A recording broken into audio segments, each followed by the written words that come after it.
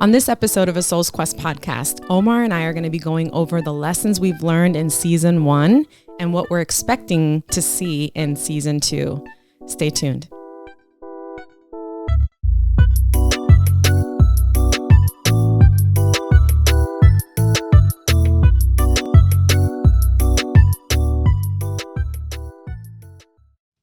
Okay. How are you? I'm good. How you doing? I'm good. Not bad. Yeah? Yeah. Ready to gear up for our new season 2. Mm-hmm. Yeah. I'm excited about that. It's going to be interesting. It's going to be a very interesting quest on the season 2. Definitely. It was an interesting quest in season 1. It definitely was. Yeah. Which definitely was what we're here to talk about. Absolutely. Right? Yeah. That's what we're here to talk about. So what was the main lessons that you learned in our season 1 episode? There were quite a few lessons, personally, as kind of like the originator of this, I had to learn a lot of technical stuff, a lot of technology things, which I'm still learning. I was going to say, weren't we just dealing with that with this episode? Yeah. Don't remind me. But it's always IT stuff and whatever. Have you ever been like, I know that every time I get on my computer, there's something going on with it. Yes. And it's the computer's fault. It's not my fault. Sure. Yeah. So sure. Yeah. I'm going to say that to you now when it comes to all this exactly. IT Yeah. stuff. Because right about now, I should be able to have it at a point in which it works itself out. Like, okay, I have a system and all that stuff, but you're always learning something new. Mm-hmm. You're always, finding something out that you don't know. I'm an amateur in essence when it comes to this, and there's always like a learning curve, and then you're constantly always learning. So that's the first thing from a technical standpoint. There was a lot of things that I had to learn, things to make whenever you go into a process that's new, right? You want to learn it all and then streamline it, so that way it becomes more efficient and it becomes more it becomes efficient and productive without maximizing your effort, So that's one of the things that's one of the things that's one of our goals, is to be able to do stuff, but be able to have free time too, of course, right? yeah. So. And so much the free time to do that, but also to maximize the effort that you put into something. It's if you're doing something like this, that's a labor of love, mm-hmm. and it's a passion. If you make it too strenuous, it tends to take away the enjoyment of it all too. Yeah. The enjoyment will be in the interactions that we're having with people, in the conversations. So you want to make it so streamlined that you could enjoy what you're doing. So that's one of the things that I've learned this time around, is to kind of like be able to do that. Yeah. What about you? What have you learned?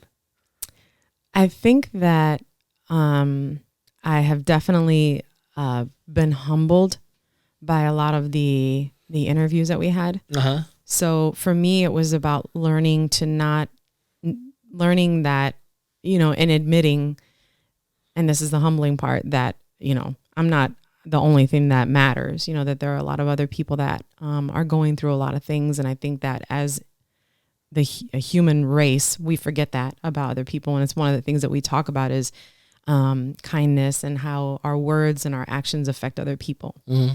And I'm still learning that. I mean, I have situations just recently where I'm just like, okay, I need to be kind. This is not somebody else's fault. This is my own, doing, or this is my situation to deal with. And I need to not take it out on other people and be kind. And so I learned that, that because you listen to other people's story and you find that there are elements that I'm like, oh, I feel you. I get that, and you build your empathy skills, and then you listen to them and your communication skills, and a lot goes into those conversations. Yeah. And so just listening to these people's stories really opened me up to having this really beautiful perspective that people have beautiful lives, and that we're not so different as people want to make us seem, society wants to make us seem, or separate, that people, when all this separatism and stuff. So that's one thing. So I think I've been, if to label that piece there would be that I've been humbled by that. And the interesting thing that you mentioned, because whenever you do something, then there's got to be some type of intentionality, right? Mm-hmm. That you want. There's a reason and a purpose why you're doing certain things.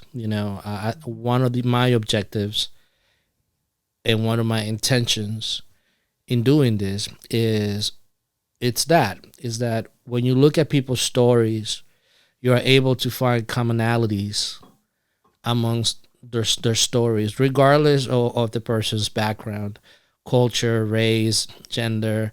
Regardless of that, there are commonalities that bind us more than those that kind of separate us. Yeah, and that's one of the intentions that I really had when we came up with this idea. And so you saw that with that interviews, you saw that with the conversations. Yeah. The other thing that I really enjoyed about our first season is watching, again, with the intention of looking at the cyclical nature of a life. The birth, adolescence, young adults, maturity. That those stages of life and the transitions of it, right? Right. And having the underlying factor of fate. The fact that none of us gets to choose the places that we're born, the families that we're born into, the circumstances that we are born into. And I think that consistently you are able to see that across everyone. And the beautiful thing also is that I saw in specific to that is that people, they're able to surpass those perceived limitations. You know what I mean? Yeah. Just because you were born in a certain place or because you feel that you were born in a certain disadvantage, people were still able to make something out of their lives. If you were perceived to be born with certain advantages, life still has ways of fate. Life has ways of challenging you that shakes you at your core. Either it be through a death, either it be through career change circumstances, moving from country or area to area. So seeing that cyclical aspect and how those stages were so instrumental in people's lives, and seeing reflecting on the role of fate and the randomness of life. I think that was a really cool thing to see from the people that we interviewed. Yeah. Another thing that was really good for me too, and I agree, I think that's an aspect that was really pivotal in a lot of the conversations and the interviews that we had, but also my personal perspective on some of those interviews as well was just understanding that, and was also humbling, was understanding that life is so like, I have a tendency of sometimes focusing on the future or the past, right? And I try really hard, me, I try to really live in the moment and enjoy what I have right now, because you don't know when, we are going to experience loss. I could be gone, or you could be gone, or other people that we care about could be gone. And so to appreciate the time that we have with those people, because we interviewed people who lost in different ways, relationships, spouses, parents, things like that. And that was humbling because there were people who expressed that, and they were young people. Correct. Like when we interviewed Terry Stone and other people that had losses, and it was just like, she lost somebody at a young age, and then having to redefine your whole life. You know what I mean? Not that she didn't have her own identity, but just that this was not something that she had expected. Yeah, you know what exactly. I mean? And it just makes me think that I need to value the moments that I'm in, and the moments that I'm in, I need to be honest. I need to be open. I need to be constructive, kind in the things that I say and how I deliver them. And that's been really, really impactful for me. And I think that reflecting, knowing that we were going to do this episode to introduce season 2, I reflected on that. And then with a couple of things that happened, it really drove home. Thinking about that, about how sometimes we don't think about our behaviors, in those moments, and we're not kind, which is again what we are about, right? So that was was interesting for me. I think about also reflecting on the episodes from Jarrell to Judith through Rolando, Terry, Mike.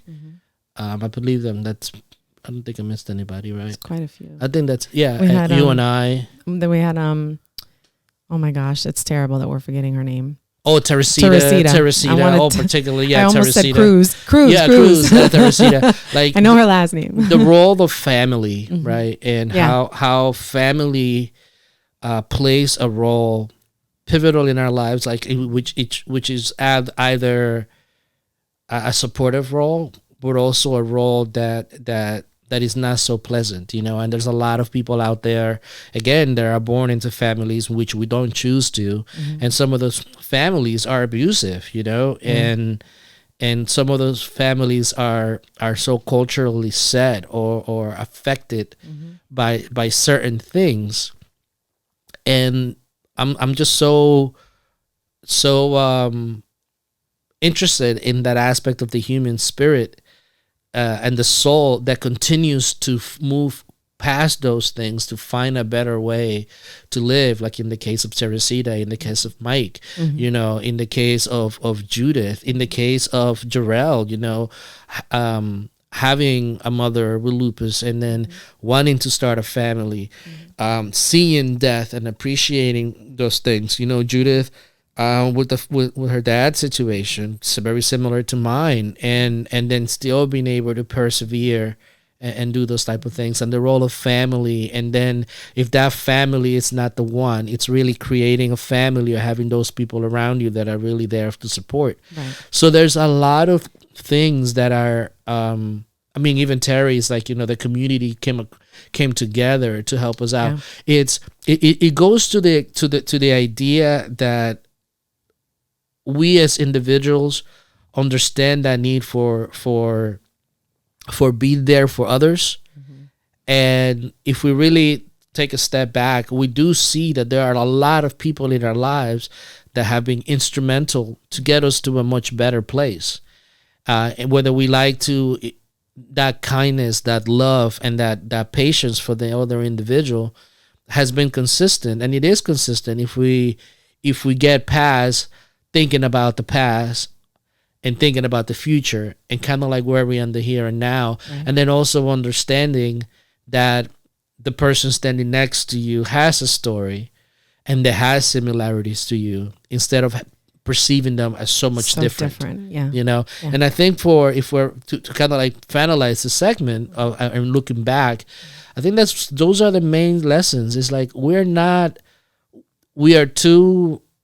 we're fed too often the idea of separation. Yeah, definitely. That either because I achieved this, I am better than, and therefore I'm separate then. Yeah.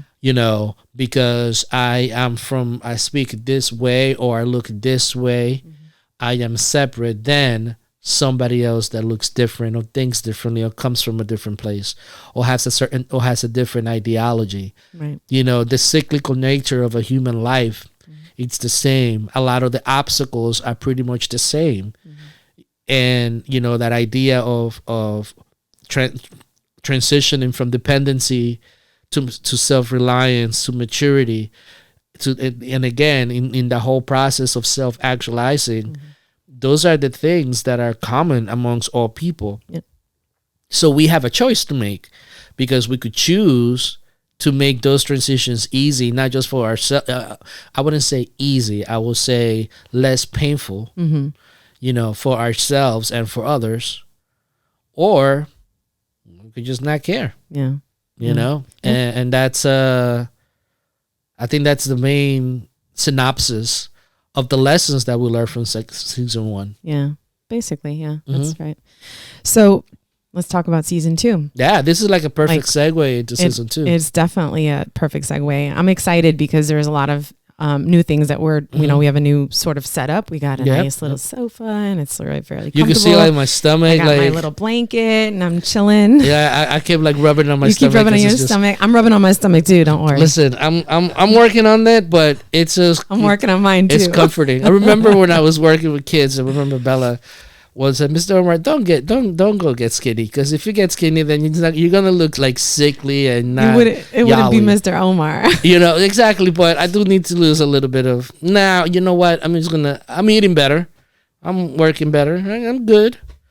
Is that your I'm healthy. Is that your New Year's resolution? No, I don't have a New Year's resolution. I don't do that. Me neither. All right. Yeah. So moving forward, what are some of the things that you're looking for in this season? In season 2, I'm excited because, like I said, we have a new setup, and that's always exciting when you have a little bit of change. I know some people are sort of, I don't really like change, but I think change is good.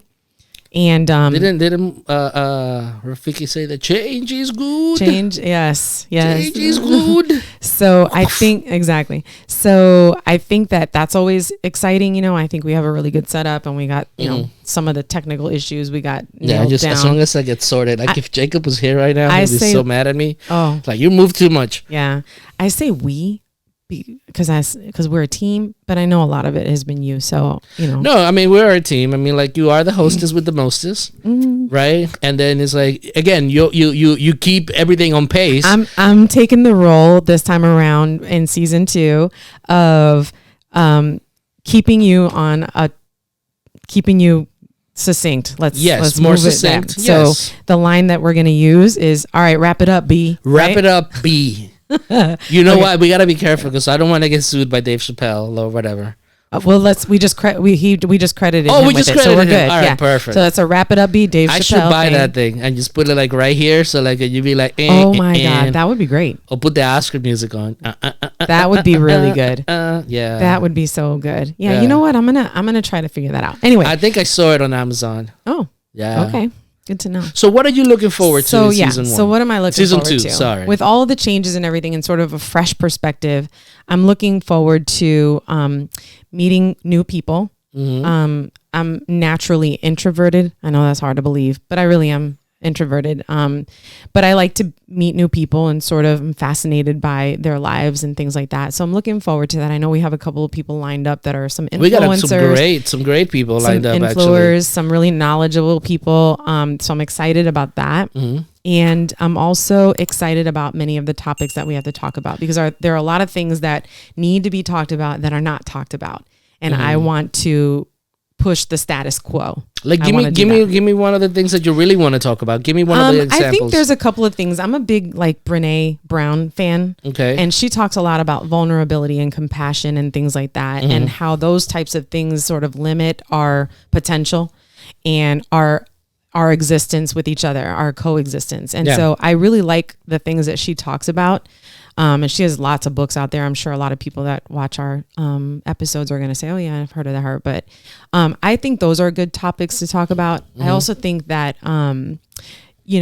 there's other topics that you put me on the spot because I don't remember all the ones that I wrote down, but there's some that we talked about that I want to talk about that are really important. And I think that they're topics that people don't want to talk about. Yeah, one of the ones that I really want to talk about. There's a few. I mean, we're not gonna. I have a list. Yeah, I don't want to put them all out there. No. But there's a few in particular. I wanna talk about the role of history and in self identity. I think that's one of the things that I love history, and I've been during the break, I've done some research on the origins of the different religions, the origins of civilizations, and the different roles and that ideas played on identity and as we progress, and I see that this is one of the big, really sore topics that we are looking into in our current society, what identity is and what makes me separate than others. That tribalism. I want to kind of tackle that idea.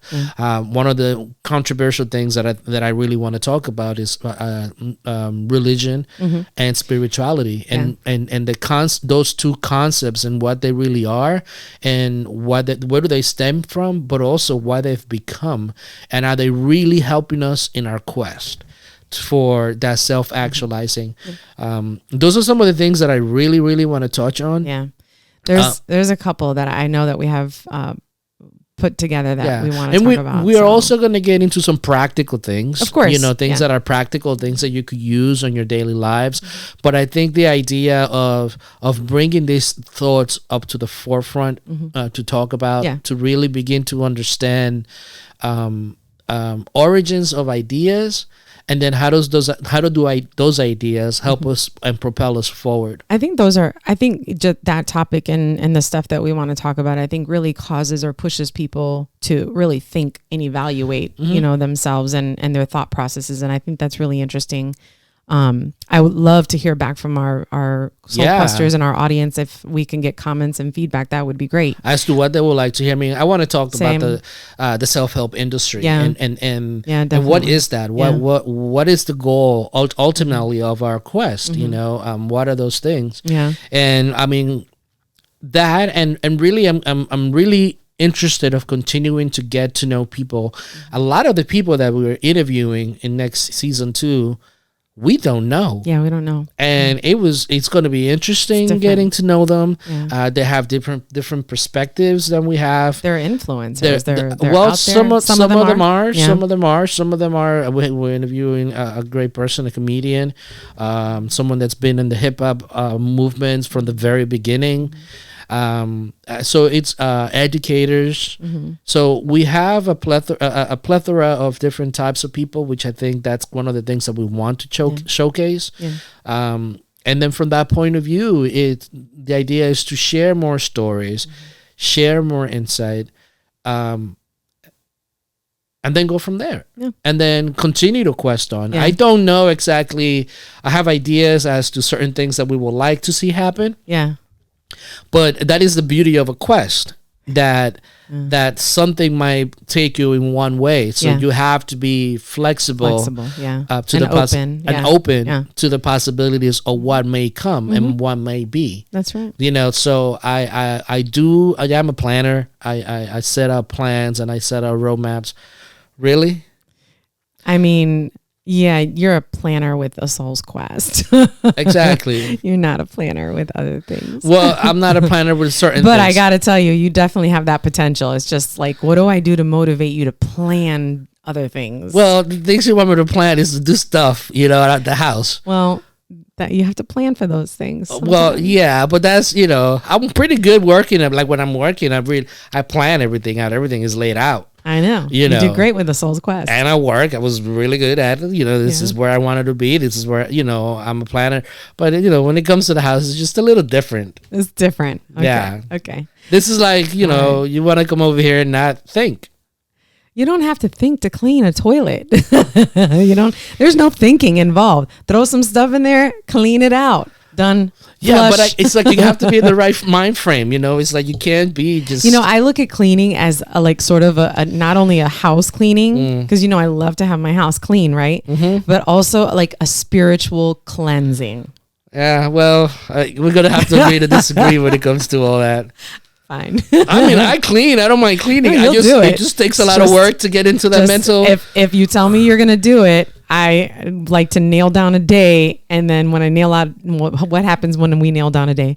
Oh, I didn't get to it. I'll do it tomorrow, and then tomorrow comes. You know what's ironic? The other day, someone said to me, "Omar, you're like one of the only Hispanic people that I know that shows up on time, right?" And I'm like, "Okay," like.